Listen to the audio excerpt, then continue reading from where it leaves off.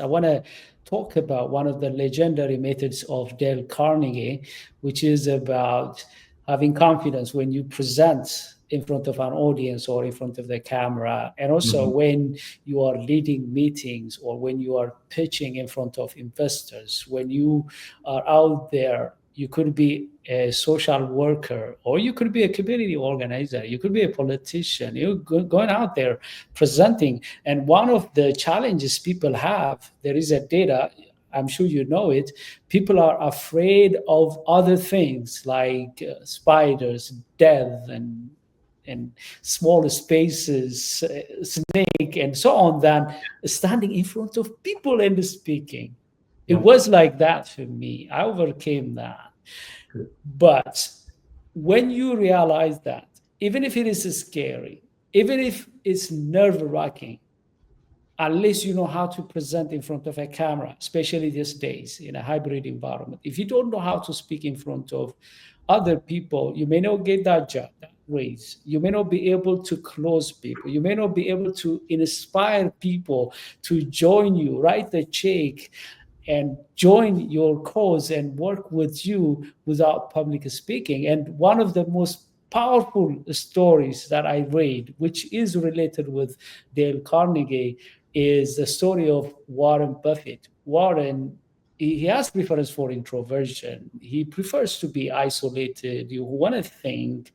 He doesn't want to come out and mingle with people and speak, but he realized that he couldn't be able to succeed unless he knows how to speak. And in his stories, he brings up this story of him making a decision to attend presentation skills, public speaking program of Dale Carnegie. He called that program 50 to 60 years investment. There are some investments that you make. This is the Oracle of Omaha. This is the top guy, the top dog when it comes to investment. He didn't say, oh, this is stock, or this business was my highest investment. He said, one of the investments that I've had 50 to 60 years impact, positively or negatively, is presentation skills.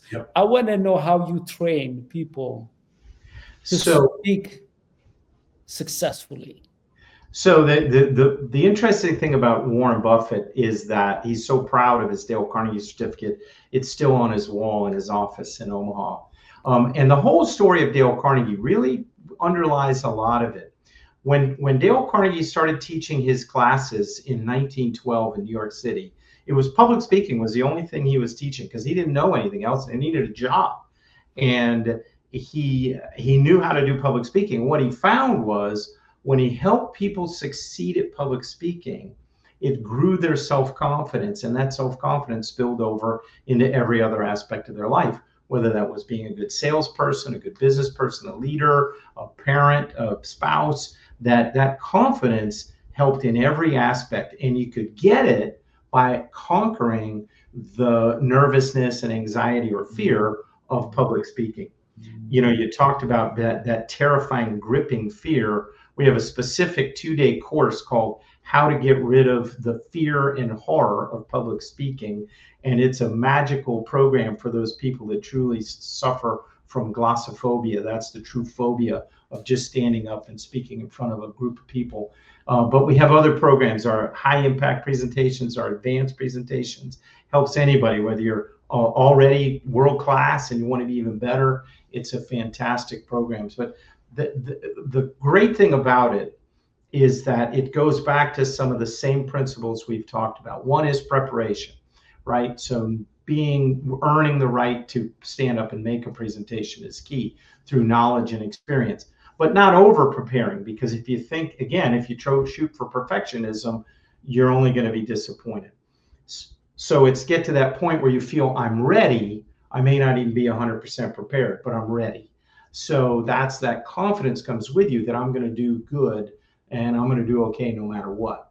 Another thing is to visualize success. Is when you got to make a presentation, picture in your head that it's gone fabulously well, that it's, oh, they're just loving it. They're very, you feel great.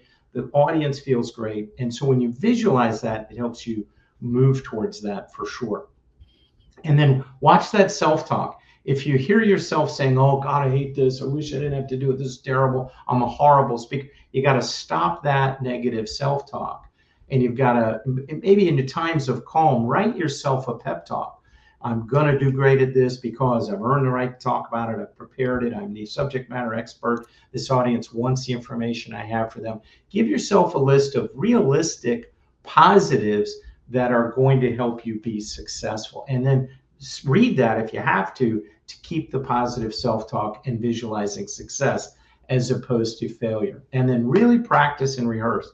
Know how you're going to open, know how you're going to close, know what the key points you want to make in between are, and have some stories to tell or other great evidence that will make it work. Those are some key specific tips that can help people. The other thing too, AZ, is understand the behaviors that confident, successful speakers do. They have great posture. They stand up straight or sit up straight, their shoulders are back, their heads up, they're looking at the audience, they make eye contact, they use their hands, right? They don't do like this, they don't get nervous, and so even if I'm not feeling confident, if I behave that way, like we already said at the top of the show, the action, the emotion will follow. When you act confidently, you will become more confident. So model those confident gestures, behaviors, use video to watch yourself or use a trusted person to help give you that feedback. And when you model those, you're going to feel more confident. These are really great insights and practical tips. I wish we have more time to go one by one and cover them. Whenever I coach someone, the first thing we do is working on their mindset, because there may be some reasons, some doubts, some beliefs that is stopping them from showing up, standing in front of the camera or people because of those reasons. And when we work in their mindset, what happens that they realize what's keeping them from stepping up and speaking. And also the things that you mentioned, the preparation, the visualization, toning down the voice, so many tips, and I'm sure our audience benefited from this. But I want to invite you again for us to pick some of these great ideas, dive deeper, and specifically talk about this